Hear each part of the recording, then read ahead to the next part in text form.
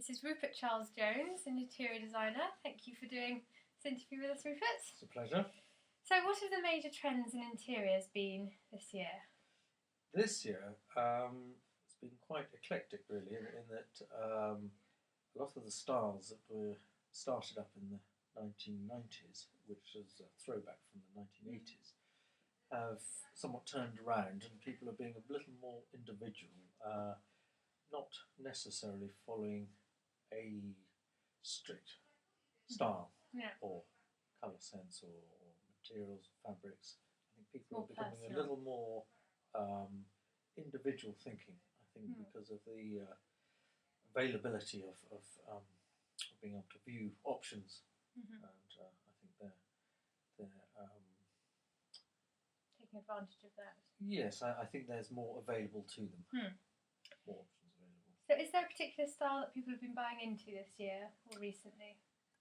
Yeah, textiles. I think people are going on textiles front. I think people are going more for natural fibres, animal skins, that sort of thing. Obviously, faux animal skins, but and leathers and natural products, cottons, heavy linens, that sort of thing.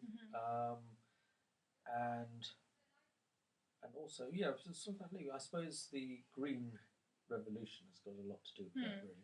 People are wanting to go more natural, more earthy. Yeah.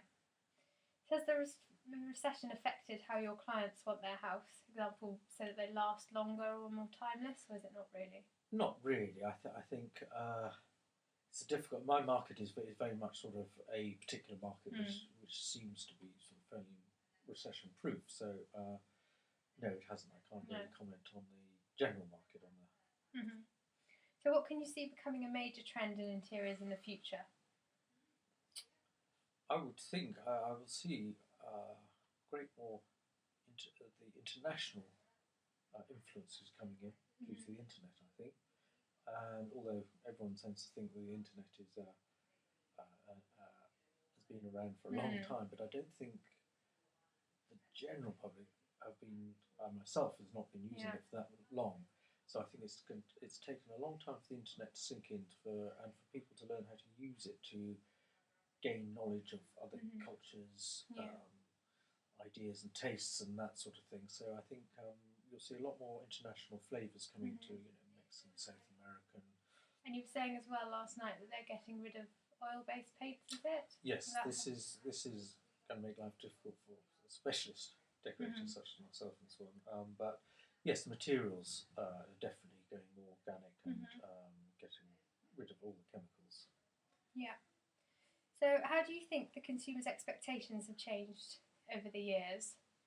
Well, people want more, as if every year on a progressive scale, people expect more. I think, particularly from their bathrooms and they expect quality for very little money. So, I think the IKEAs of these world have laid down the gauntlet on the price front. Not necessarily the quality front. So I think the trick now is what everyone is trying to do is to get together quality and price. Yeah. So have clients shown an interest in environmental issues with concern to their house? Have you found? Not really, but I mean they would, to the extent that they wouldn't use a mahogany floor. They'd much rather use a native tree such as oak or beech or maple, something like that. And so, yes, the hardwoods, I think, they are ecologically aware and they know what it takes to bring hardwoods into this country and the damage it's doing to the rainforest and so on. But I think that's probably about as far as it goes. Have you seen anyone install any of the new eco ways of heating their house or solar panels? Or Yes, a lot of underground heat sources we've been party to and worked with underground heating source, solar panels on roofs, that sort of thing, and they do work. But do you think that the environmental issues will increase and become more so, or do you think? As far as interior design concerned, I don't think so really. I think it influences what car you buy, but I don't think it necessarily influences what colour you put on your walls, style and that sort of thing. No.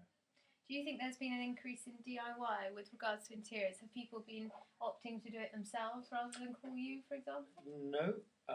Again, my market doesn't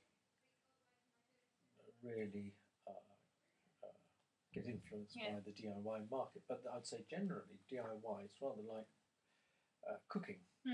People watch it and they'll buy the books, but will they actually do it? And I don't think they do as much as we perceive.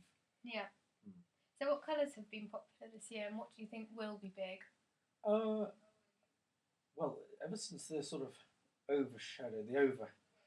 hangover of the 80s, which I think everybody, from having very fancy colours and materials, very glitzy, very in-your-face sort of style, the reaction against that was in the 90s. Everything went stone colours, off-whites, minimalist, as a sort of hangover of, my God, let's not go back to the fancy, over-decorated houses. Whereas now it's creeping back in. I think people have got a little bored of the minimalist look, which I think by its nature has very few variations, and people like variations. People like to express their individuality. So I think we're seeing a lot more sharper colours coming in, a lot more stronger colours. People are being a lot more braver with colours. The off-whites are sort of being pushed onto the woodwork and the ceiling and that sort of thing, but sharper colours are definitely coming back in. So that's quite similar with fashion. Do you think there'll be an anti-recession sort of craze? Oh yes, I think people need to be cheered up. Same thing as Christmas. Get glitzy. And do you think gender has anything to do with how people want their house decorated?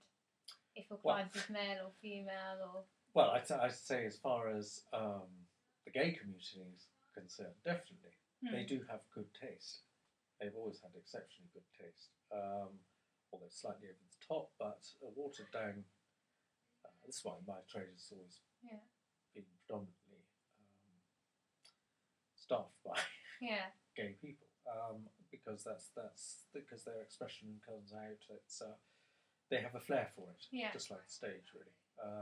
So I think sexuality does have a lot to do with it. I mean, obviously, it's the old thing. You can recognise a single man's home. His bachelor pad. It's all hardwoods. It's all very purposeful and functional.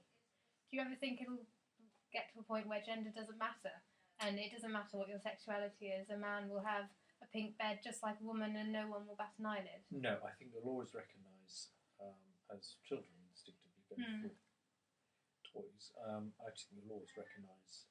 It may be diluted, but you'll always recognise whose house it is. Yeah. Okay, that was brilliant. Thank you very much, Rupert. Pleasure. It was very interesting.